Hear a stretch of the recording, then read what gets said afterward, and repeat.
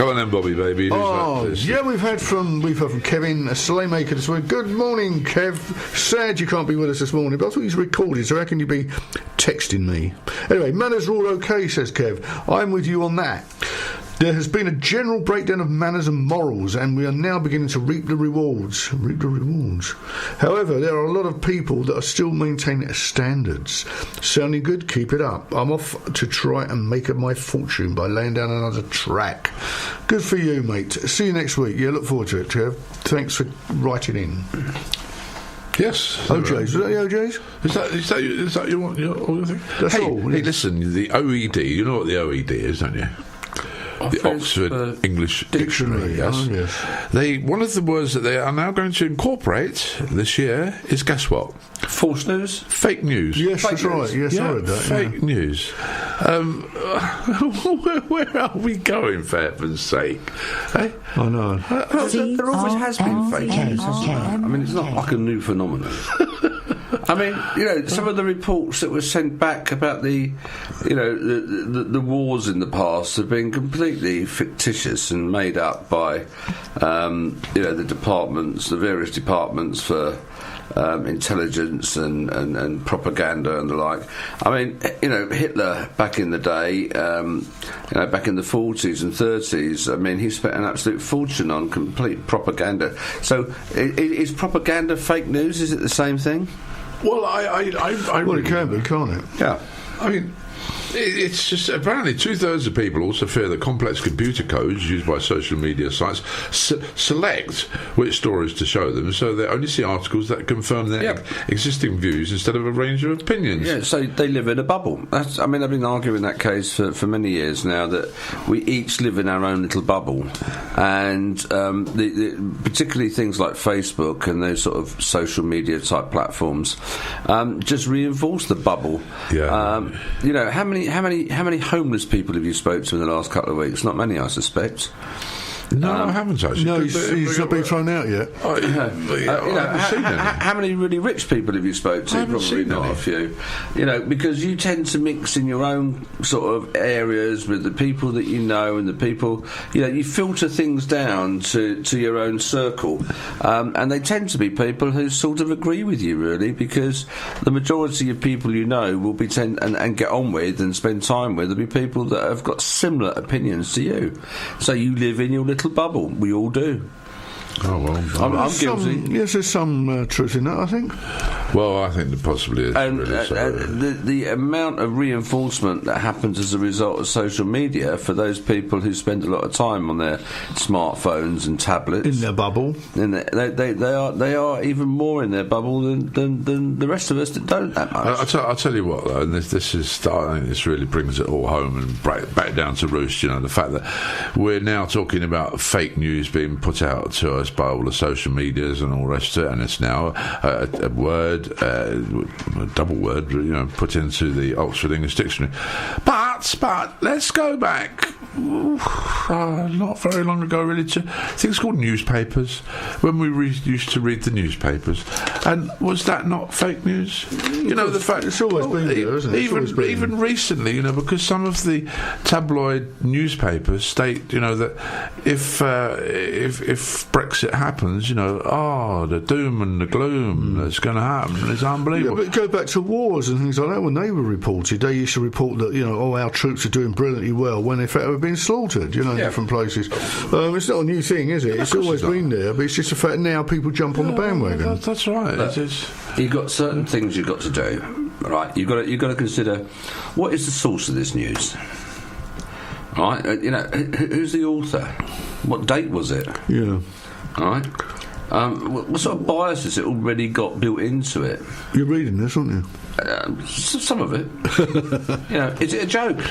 Yeah. Do you know, I was listening to Question Time last night on Radio 4, actually, and it's interesting because one of the questioners put up this question about what will actually happen in March of 2019 if all the deals aren't sealed and all the rest of it. Is the government likely to have another vote to remain in, or all the rest of it. And one of these MPs, I think it was John Redwood actually, but he said, look, he said there is no debate here, because the fact that stands at the moment, which is irrefutable, is the fact that on March of 2019 Britain leaves the UK. Full stop. Britain leaves the EU. Huh? The EU rather than the UK. Yes. Oh well, we're going to leave the UK as well, aren't we? Scotland. You know what I mean. Britain is going to leave the UK. Only leave the EU. Do we believe this? This is the thing. Well, is it going to happen? Well, I think it is going to happen. And in fact, I don't know. I can't remember which MP it was, but they may have even been on this morning actually. But they were looking at Alan Chopsin, and they were saying that really things are probably going to come to a bit of a head middle of next year or so, and then things are going to settle down, and everybody's going to realise the fact that Britain is going to leave the EU, in 6 months' time. So we better knuckle down and try and get as much done as we possibly can. Yeah, but so much of our industry is owned by foreign companies now. This is the problem. I'm reading a book on this at the moment, actually. Yeah, but you talk about English cars, but they're not. Yeah, I mean, good job we haven't got English cars. Do you remember how dreadful they were? They were so unreliable, weren't they? Do you remember in the 70s? God forbid. Back in my Morris old Marines, days, Allegros. Yes, the old BMCs, British Leyland and all that. I mean, it wasn't. There was that truth about a Friday car, wasn't it? Oh, and a Monday car. And a Monday car, My brother-in-law worked at Ford's for a while, at Dagenham, and he said, on Mondays and Fridays, and there was hardly anybody in. Yes. And he said the cars, his part of his job was moving cars from one compound to another, and he said every single one of them, there was bits missing. Yeah.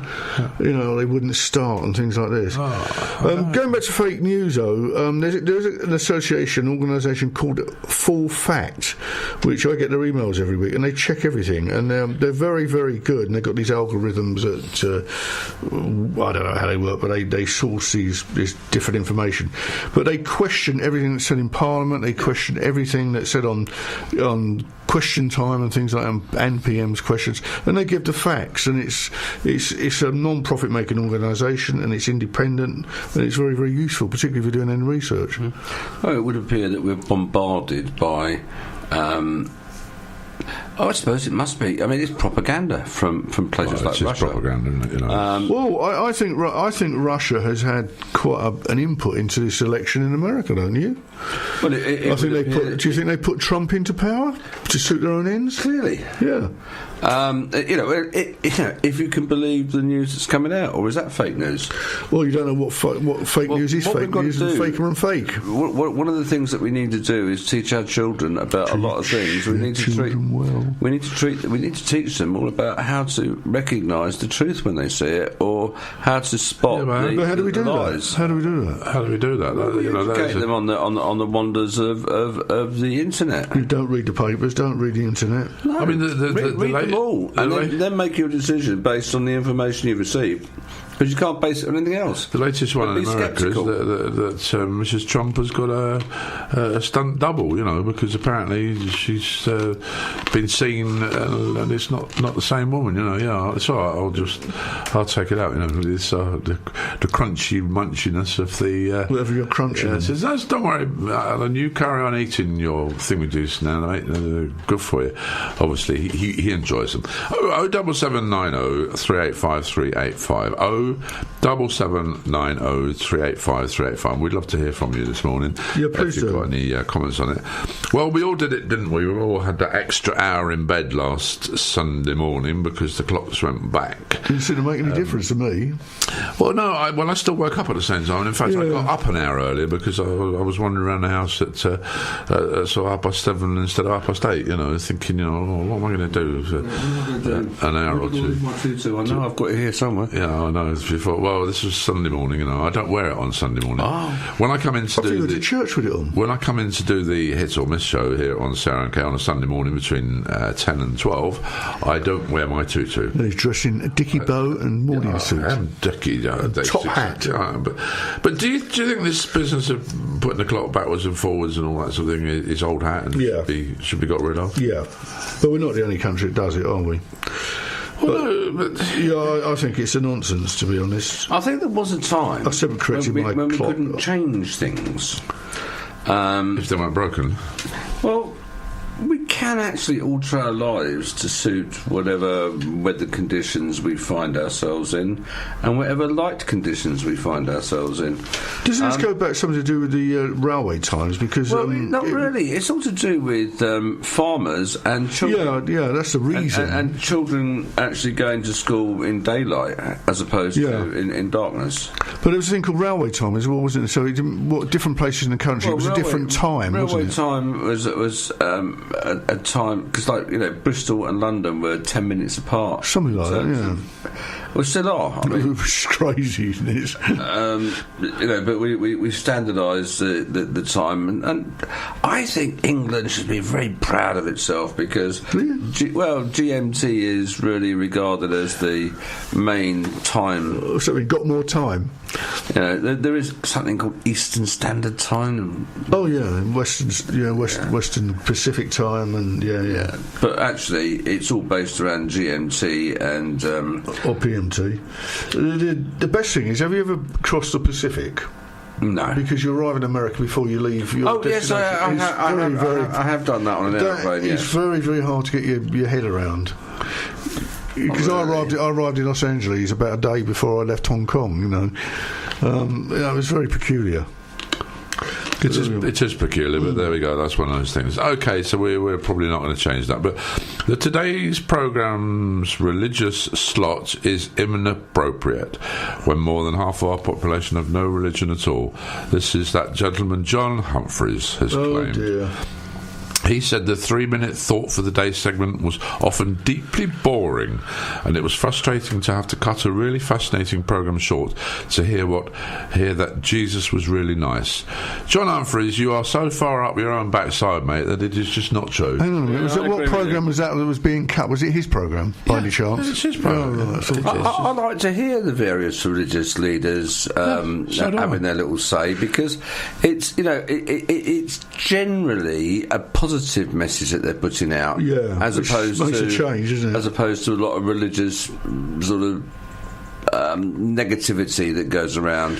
Yeah, but the other thing is, it's not overtly religious, is it? It's common sense what they're saying. Talking about religious, I used to enjoy listening to the Rabbi Blue. I thought Rabbi Bloom was one of my heroes, actually. I mean, he died, didn't he? Is he? That's a shame. So, yeah. He was a very nice guy and talks a lot of sense.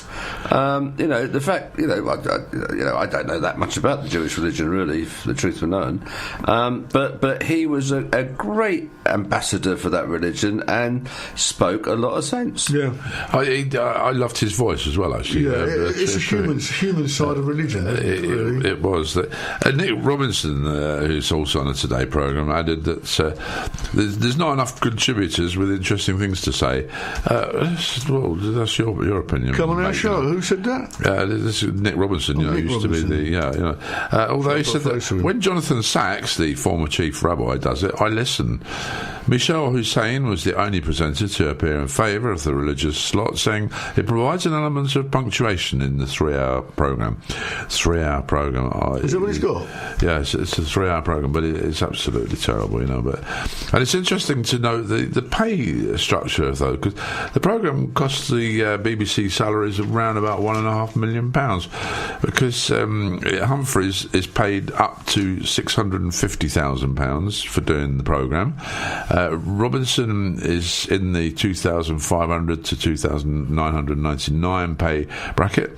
Hussein earns 2,000 to 2,000 to 200,000 rather to 250,000, and Webb gets between 150 and 199,000. And Sarah Montague, who is actually a lady, she is Lady Sarah Montague, she earns less than £150,000. Why do we pay these people so much, and why is there such a differential between them? Exactly. I mean, it's crazy, isn't it? It is.